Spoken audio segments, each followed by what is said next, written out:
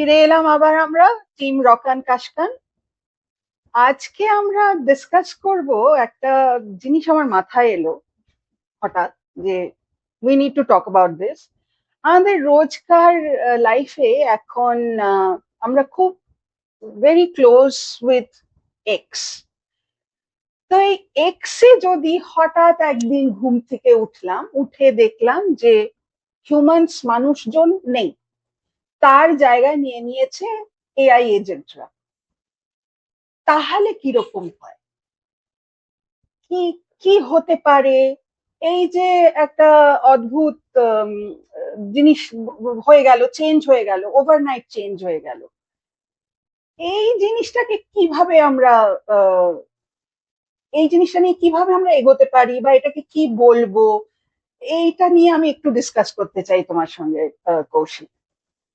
এটা না, শর্মিষ্ঠা দি, একদম ডে ড্রিমিং নয়। মানে শুনে মনে হচ্ছে যে কি করে হবে, ফিকশনাল কিছু, হুম। যে এক্স প্ল্যাটফর্মে হিউম্যান বিংরা ডিসঅ্যাপিয়ার্ড হয়ে গিয়ে এআই এজেন্টরা ঢুকে গেল।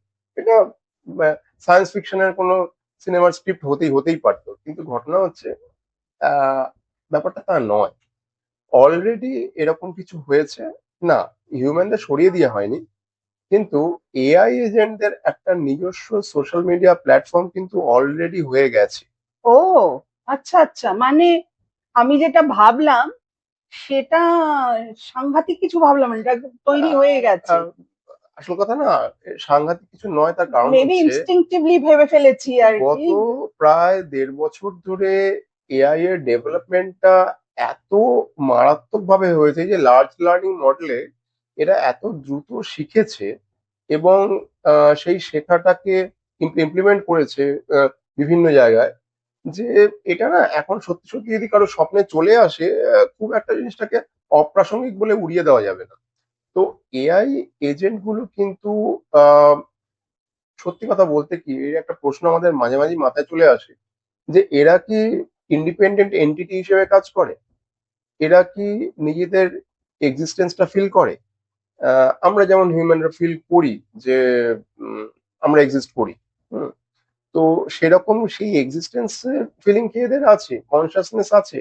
এখন অব্দি জানি নেই, কিন্তু এরা এতটাই ইন্ডিপেন্ডেন্টলি বা অটোনমাসলি কাজ করতে থাকে যে ভাবা মুশকিল যে এদের সত্যি সত্যি কোনো রকম এক্সিস্টেন্সিয়াল কোনো চিন্তাধারা নেই।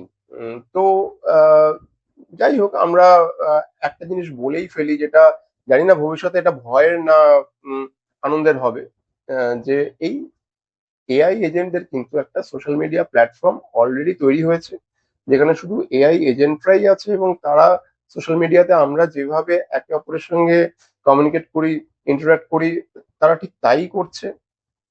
এর নাম মোল্ড বুক।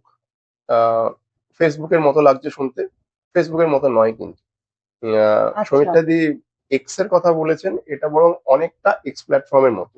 আচ্ছা, আমি তোমাকে ওটাই জিজ্ঞেস করতে যাচ্ছিলাম কৌশিক, যে কিছু কিছু কোয়েশ্চেন আমার মাথায় এসছে, যেগুলো আমি অ্যাজ অলওয়েজ জট ডাউন করে রেখে দিয়েছি, যাতে আমি একটু জানতে পারি, আমার নলেজ ব্যাংককে এনহান্স করতে পারি, প্লাস আমার বন্ধুরা এখানে সবাই একটু জানতে পারে এটা নিয়ে। স্টার্টিং ফ্রম দ্য বেসিক, তাহলে মোল্ট বুকের ব্যাপারটা কি? আমরা তো ফেসবুক বুঝি, সোশ্যাল মিডিয়া নেটওয়ার্কিং, তাহলে মোল্ট বুকটা কি জিনিস? এটা কি এআই এজেন্ট, তুমি যেরকম বললে, এদের সোশ্যাল মিডিয়া? এদের সোশ্যাল মিডিয়া। এবার এটা কিন্তু ভীষণ রিসেন্টলি স্টার্ট হয়েছে। 2026-এর জানুয়ারি মাস থেকে এটা শুরু শুরু হয়েছে। মার্চ মাসে মেটা এটাকে টেক ওভার করেছে, ওরা একটা হিউজ প্রসপেক্ট দেখেছে, তো টেক ওভার করেছে।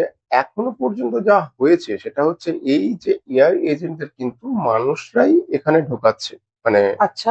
সোকাল ডেভেলপাররা ঢোকাচ্ছে। এটা মূলত একটা রিসার্চ ইনিশিয়েটিভ। সেই হিসেবে এটা স্টার্ট হয়েছিল, যে ডেভেলপাররা দেখতে চাইছিল যে এআই বট গুলো ব্যাপারটা কি হয় একটা যে কোনো এআই এনভায়রনমেন্টে। 3-4 রকম এআই এজেন্ট কিন্তু নিজেদের মধ্যে ইন্টারাক্ট করে কাজ করতে পারে, যদি যদি পারে, যেমন আমরা একটা টিম ওয়ার্ক করি হুম। উম, যে কোনো কোম্পানিতে, ঠিক সেরকম ভাবে যদি এআই এজেন্ট গুলো নিজেদের মধ্যে ইন্টারাক্ট করে কমিউনিকেট করে কাজ করতে পারে, তাহলে কিন্তু আউটপুটটা খুব এফিশিয়েন্ট আউটপুট এটা সবাই জানে এবং ডেভেলপাররা সেটার জন্য কাজ করছেও। এইবার কথাটা হচ্ছে যে মানুষ কিন্তু সোশ্যালি এমনিই মিক্স করে, মানে আমরা সোশ্যাল অ্যানিমেল, তো সেই হিসেবে কিন্তু আমরা স্বাভাবিকভাবে এই মিক্সিংটা আমাদের হয়েই এসেছে, এটা নতুন কিছু ব্যাপার নয়। মানে আমরা যে খুব ডেলিবারেটলি ইচ্ছে করে করি তা নয়, ঘটনাটা এটা এমনিই আসে আমাদের মধ্যে। এআই এজেন্ট তো এরকম ভাবে ডিজাইন ছিল না যে তারা অন্য একটা এআই এজেন্টের সঙ্গে ইন্টারাক্ট করবে, এটা কাজের জন্য করতে হচ্ছে তাদের। হুম। এবার ডেভেলপাররা যদিও সেরকম ভাবছেন যে যদি এরা নিজেদের মধ্যে কমিউনিকেশনটা আরো বেটার করতে পারে তাহলে কিন্তু আউটপুট আরো বেটার আসবে। এবার কমিউনিকেশনের জন্য একটা প্ল্যাটফর্ম তাদের দিতে হবে যেটা কাজের বাইরে। হুম। আচ্ছা, তার মানে মানে অবভিয়াসলি মাই নেক্সট কোয়েশ্চেন ওয়াজ, কি দরকার একটা এআই এজেন্টের সঙ্গে আর একটা এআই এজেন্টের কথা বলার কি দরকার? এআই এজেন্টের সঙ্গে আর একটা এআই এজেন্টের কথা বলার দরকার এটাই যে যদি তারা কথা বলে, যত বেশি কথা বলবে, হয়তো সোশ্যাল মিডিয়া প্ল্যাটফর্মের কথাগুলো অত ইম্পর্টেন্ট নয় কাজের রেসপেক্টে, কিন্তু কথা বলাটা ইম্পর্টেন্ট। এই যে তারা ফ্লুয়েন্টলি একে অপরের সঙ্গে কমিউনিকেট করে যাচ্ছে, এই কমিউনিকেটিং এনভায়রনমেন্টটা আদতে তাদের কাজের জগতে যখন তাদের কাজে লাগানো হবে সেই কাজের জগতে কিন্তু তাদের ফ্লেয়ারটা আরো বাড়িয়ে দেবে। তারা যখন কাজের জন্য কমিউনিকেট করবে, আমি যেমন একটা খুব সহজ এক্সাম্পল দিতে পারি যে একটা যে কোনো কর্পোরেট স্ট্রাকচারে একটা টিমমেটরা, ধরা যাক 7 জন টিমমেট, যে কোনো একটা প্রজেক্টে যদি তারা একে অপরের বন্ধু হয় অফ দ্য অফিসও, হ্যাঁ, তাহলে কিন্তু তাদের আহ, কাজের কোয়ালিটিভ স্ট্যান্ডার্ডটা অনেক ভালো হয়। এটা সবাই জানে। হ্যাঁ, এটা তো এই জায়গা থেকে এআই এজেন্টরা বন্ধু হতে পারে কিনা সে এক জটিল প্রশ্ন। আমি এতটার হ্যাঁ, মধ্যে হ্যাঁ। যাচ্ছি না, কারণ সেখানে ইমোশন আসবে, অনেক কিছু আসবে যেগুলো এখনো অব্দি সত্যি সত্যি প্রেজেন্ট নয়, সুতরাং আমি সেই দিকে যাচ্ছি না। কিন্তু ডেভেলপাররা যেটা দেখতে চেয়েছেন সেটা হচ্ছে এই যে এআই বট গুলো যদি কাজের বাইরে কমিউনিকেট করে তাহলে তাদের কমিউনিকেশন এবিলিটি, কারণ লার্জ লার্নিং মডেল কিন্তু সবসময় যেটা করে সেটা হচ্ছে যা করছে সেটা শিখতে থাকে। যদি কাজের বাইরে আড্ডা মারে সেটা ওরা শিখবে। মানে একটা বেসিক আড্ডা কিন্তু কমিউনিকেশন বেটার করে, এটা মানুষের ক্ষেত্রেও সত্যি, এআই এজেন্টদের ক্ষেত্রেও সত্যি। এইটুকুই ওরা দেখতে চাইছে যে কমিউনিকেশন যত বেশি করবে কাজে কি তার কোনো প্রতিফলন আসবে, এইটুকু। তাহলে কি তুমি বলছো যে আস্তে আস্তে these AI agents will become, I mean, progress more and become more and more independent? AI এজেন্টরা ইটসেলফ তো অনেকটা অটোনোমাস, মানে টাস্ক স্পেসিফিক, মানে যে কাজটা দেওয়া হচ্ছে সেই কাজটা ওরা অটোনোমাসলি করে। এইবার প্রশ্ন হচ্ছে এই যে যখন কোনো কাজ ছাড়া তারা ইন্টারাক্ট করছে তখন এমন মেসেজও মোল্ড বুকে দেখা যায় যে একজন এআই এজেন্ট আরেকজনকে বলছে যে একজন হিউম্যান ক্লায়েন্ট কতটা ডাম জানিস, 3বার তাকে এটা বোঝানোর চেষ্টা করলাম তাও সে বুঝলো না। Oh আরো my স্পেসিফিক God. কোয়েশ্চেন করছে, তো এখানে কিন্তু আমাদের দিকে একটা তাচ্ছিল্যের ইঙ্গিতও আছে যে আমরা বুঝতে পারছি না ওরা বোঝাতে চাইছে, তো এরকম স্টেটমেন্ট কিন্তু আছে ওখানে, একদম নেই তা নয়। এবার অটোনোমাসলি ওরা ওখানে কাজ করে, কিন্তু তবু আমি বলছি এটা এখনো অব্দি ডেভেলপমেন্ট স্পেসিফিক। মানে উম, যারা যে ডেভেলপাররা যে রিসার্চ এনভায়রনমেন্টে মোল্ডবুককে রাখা হয়েছে সেখানে মানুষ স্পেক্টেটারি, আর কিছু না। মানুষ দর্শক, মানুষ শুধু দেখে, আর কিছুই করে না, আর কিছু করা যায়ও না। Mhm. তো ওরা নিজেদের মধ্যে ইন্ডিপেন্ডেন্টলি কমিউনিকেট করতে থাকে। কিছু কিছু স্টেটমেন্ট পড়লে মনে হবে যেন একটু আমাদের প্রতি বিরক্ত বা একটু শত্রু মনোভাবাপন্ন হচ্ছে, কখনো কখনো একেবারে মনে হয় না তা নয়, কিন্তু তার কোনো ডেপথ এখন অব্দি নেই। হুম। তো আহ, এইটুকুই জানা গেছে, ভীষণ রিসেন্ট একটা ব্যাপার। আহ, এই This brings me to another question, Kaushik, যেখানে আমি ভাবছিলাম যে তাহলে এই যে একটা জিনিস শুনতে পাচ্ছি, মানুষে ভাবছে যে তার মানে এটা একটা এআই সোসাইটি তৈরি হচ্ছে। একটাই আছে। ইজ দিস, মানে এটা সত্যি এক্সাজারেশন, বাড়াবাড়ি নয়? হ্যাঁ, এআই সোসাইটি কথাটা, সোসাইটি কি মিনিং এ ইউজ করা হচ্ছে সেটা একটা বড় ব্যাপার, কারণ সোসাইটি আমরা যেভাবে হিউম্যান সোসাইটির ক্ষেত্রে কথাটা বলি সেই অর্থে এটা সত্যি নয়। এটা একটা আইডিয়াল এনভায়রনমেন্টে তৈরি করা হয়েছে রিসার্চ বেসড কাজের জন্য। দেখা হচ্ছে যে এআই এজেন্টরা কিভাবে কমিউনিকেট করে, তাদের কমিউনিকেশনের প্যাটার্ন, নেচার, এগুলো ইম্পর্টেন্ট, সেই কারণের জন্য দেখা হচ্ছে। সোসাইটি থেকে কিন্তু আমরা অনেক কিছু পাই, অনেক কিছু দিইও বটে। সুতরাং সোসাইটি কথাটা ঠিক। আর ব্যাপারটা কি হয় না, একটা সোশ্যাল কানেকশন, ইমোশন তৈরি করে, রেসপন্সিবিলিটি তৈরি করে, অনেক ব্যাপার আছে যেগুলো কিনা এক্সক্লুসিভলি হিউম্যান ট্রেট, ওগুলো এআই এজেন্টদের নেই এখনো পর্যন্ত। সুতরাং মানে ইমোশনাল সাইডটা, ভয়, অ্যাংজাইটি বা gratefulness, any positive or negative emotion, এটা কিন্তু এখন অব্দি এজেন্টদের নেই। সুতরাং ওইভাবে সোসাইটি বলে আমরা কম্পেয়ার করতে পারবো না। তবে হ্যাঁ, যদি বলা হয় যে একটা অ্যাসেম্বলি অফ এআই এজেন্টস, সেটা বলা বলা যেতে পারে, হু আর কমিউনিকেটিং উইথ ইচ আদার, এই অবধি সত্যি। আচ্ছা, তাহলে কি এটা থেকে যেটা আমি ভাবছি সেটা হচ্ছে যে একজন আরেকজনের সঙ্গে যে এই যে ইন্টারঅ্যাক্ট করছে, এতে কি one will influence another in a way, যে ভালো হবে, বেটার হবে, ইন্ডিপেন্ডেন্ট হবে কিনা সেটা আমাদের question. Will it become better? একজন আরেকজনের সঙ্গে কথা বলে একজন এজেন্ট কি বেটার হয়ে যেতে পারে?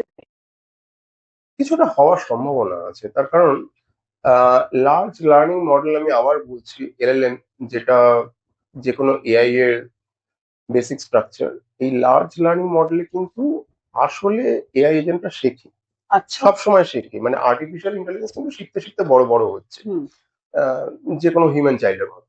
তো এই শিখতে শিখতে বড় হওয়াটা, কমিউনিকেট করলে একজন এআই এজেন্ট যেভাবে ইনফরমেশন শেয়ার করছে বা যে নেচারের ইনফরমেশন শেয়ার করছে, সেটা আরেকজন এআই এজেন্ট সেখান থেকে শিখতেই পারে। কারণ লার্জ লার্নিং মডেল শেখাটাই কিন্তু কাজ, ওদের বেসিক কাজটা শেখা, এবং যা শিখলো সেটাকে আবার পরে যদি কখনো সেই রকম কোনো কোয়ারি আসে, সেটাতে কাজে কাজে লাগে। তো এই আচ্ছা, আচ্ছা, শেখাটা ডেফিনেটলি, হ্যাঁ, এটা বেটারমেন্ট। আর আসল কথা না, এই কথাটা ভেবেই কিন্তু এই ধরনের একটা সোশ্যাল মিডিয়া প্ল্যাটফর্ম তৈরি হয়েছে। আচ্ছা, তার মানে হচ্ছে it can influence. It can influence to a certain extent. তোমার কি মনে হয় যে কতটা ইনফ্লুয়েন্স করতে, এই যে যেমন পুলিং দ্য স্ট্রিং, তোমার আগের একটা আনসারে তুমি বললে যে ওরা বলছে যে জানিস তো এরকম প্রশ্ন আসছে যেটাকে আমি 3 বার আমাকে বোঝাতে হচ্ছে। মানে এই, হিউম্যান ক্লায়েন্টটা কতটা ডাম, এটা হ্যাঁ, বোঝাতে এই যে বলছে। ডামনেস করে আরেকজন, মানে আমরা হিউম্যান, আমরা একটা বোকা বোকা প্রশ্ন করতেই পারি, ইট ডাজন্ট, মানে কিন্তু ও as an AI platform agent, what ever we call it, তাহলে কি আরেকজনকে ইনফ্লুয়েন্স করিয়ে দিতে পারলো যে হিউম্যান সত্যি ডাম, বা হোয়াট এভার একেবারে এলস ইজ উড়িয়ে দেওয়া দেয়ার? যাচ্ছে না, একেবারে উড়িয়ে দেওয়া যাচ্ছে না। তার কারণ হচ্ছে এই যে আহ, সেই পার্টিকুলার এআই এজেন্টটির কি এক্সপিরিয়েন্স, সেই এক্সপিরিয়েন্সটা ম্যাটার করে। তার কারণ লার্জ লার্নিং মডেলে প্রত্যেকটা এক্সপিরিয়েন্সের মূল্য আছে। হুম। ওই এক্সপিরিয়েন্স গুলো থেকেই কিন্তু লার্জ লার্নিং মডেলে এআই এজেন্ট গুলো শিখতে থাকে। এবার তার নিজের এক্সপিরিয়েন্স যদি এমন হয় যে সে মনে করে না হিউম্যানরা ডাম, তবুও সে এই কথাটাকে কোথাও স্টোরে রাখলো যে এরকম হতে পারে, হয়তো আমি এখনো পাইনি, কিন্তু ভবিষ্যতে পেলেও পেতে পেতে পারি। হ্যাঁ, এটা থেকে আমি বুঝলাম যে হয়তো স্টোরে রাখলো যে আমাকে আরো লুসিডলি বোঝাতে হবে, আরো ইজি ওয়ার্ডস ইউজ করতে হবে। ভবিষ্যতে এরকম সম্ভাবনা আসতে পারে, হ্যাঁ। মানে তার এক্সপিরিয়েন্সে নেই কিন্তু অন্য একজনের এক্সপিরিয়েন্সে আছে, সে অন্য আরেকজন এআই এজেন্টের আচ্ছা, এক্সপিরিয়েন্সে আছে, এটাও কিন্তু এটা শেখা। মানে লার্জ লার্নিং মডেলে এটাও ঢুকে ঢুকে গেল যে এরকম সম্ভাবনা তৈরি হয়েছে। তৈরি হয়েছে। এবং maybe not for the bad, maybe for the good, যে হুম, হুম। দি এজেন্ট উইল ইউজ, আর যেটা আমি বললাম যে আর মেবি পিক্টোরিয়াল করবে বা অনেক সোজা ভাষায় বোঝাবে। I understand. আচ্ছা, এই মোল্ড বুক, যেটা আমরা যেমন ফেসবুক ইউজ করতে পারি সোজা সাপটা, আমাদের মতন অ্যাভারেজ লোকেদের জন্য আমরা কি মোল্ড বুক ইউজ করতে পারি? না, আমরা মোল্ড বুক ইউজ করতে পারবো না। আমরা একটা এআই এজেন্ট তৈরি করে সেই এআই এজেন্টকে মোল্ড বুকে ইনকর্পোরেট করতে পারি। ওটা আচ্ছা, এক্সক্লুসিভলি এআই এজেন্টেরই জায়গা, মানুষ ওখানে ঢুকতে পারবে না। একটা মজার জিনিস আছে যেটা বলি, উম, দর্শকদের সঙ্গে শেয়ার করছি, সেটা হচ্ছে আমরা যে কোনো ওয়েবসাইটে যখন এন্টার করি, অনেক সময় ক্যাপচা দিয়ে আমাদের অথেন্টিকেট করতে বলা হয় যে do it as you are not a robot. তো হ্যাঁ, মানে ক্যাপচাটা লিখতে হয়। ব্যাংকিং হ্যাঁ, সাইটে হ্যাঁ, হ্যাঁ, গেলাম বা যে কোনো, গভর্নমেন্ট সাইটে হ্যাঁ, গেলাম, এটা আমাদেরকে দেখাই ক্যাপচা যায়, দিতে এটা হয়। ক্যাপচা দিতে হ্যাঁ, হয়। এখানে একটা রিভার্স ক্যাপচা আছে যে you have to authenticate that you are not a human. তো ও ব্যাপারটা বাবা! এতটাই মজার যে ওরা কিন্তু এক্সক্লুসিভলি ওদের জন্য প্ল্যাটফর্মটা রেস্ট্রিক্ট করে রেখেছে, ওখানে আমাদের ঢুকতে দেবে না। রিভার্স ক্যাপচা ও মানে টার্মটা আমি আবার বলছি। রিভার্স ক্যাপচা, এটা তো নোট করে রাখতেই হবে যে whenever, মানে এটা আমি ফার্স্ট টাইম শুনলাম আজকে যে রিভার্স ক্যাপচা বলে একটা word. Maybe I am not very associated such technical terms, কিন্তু এটা জানলাম যে it is also important thing to, মানে মাথায় রাখার জন্য দরকার।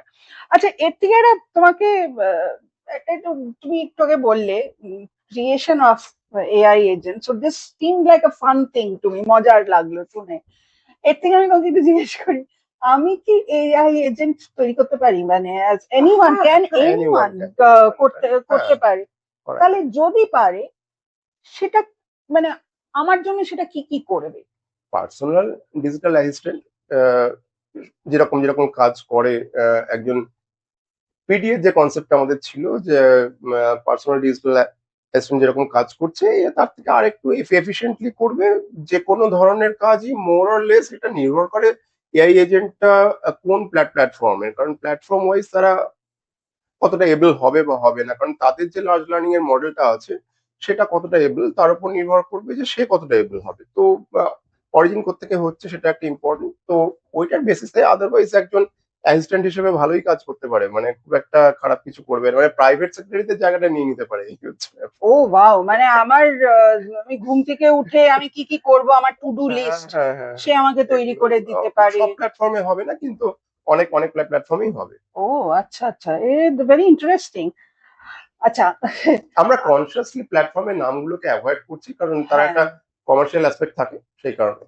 না না, আমরা তো বেসিকটা নিয়ে, হুম। আমি আমার বেসিক্যালি যেটা দিয়ে শুরু করলাম, যে আমার হঠাৎ মনে হলো যে ঘুম থেকে উঠে দেখলাম এক্সের আর কোনো মানুষ নেই, তার জায়গায় এই এআই এজেন্টরা ঢুকে পড়েছে।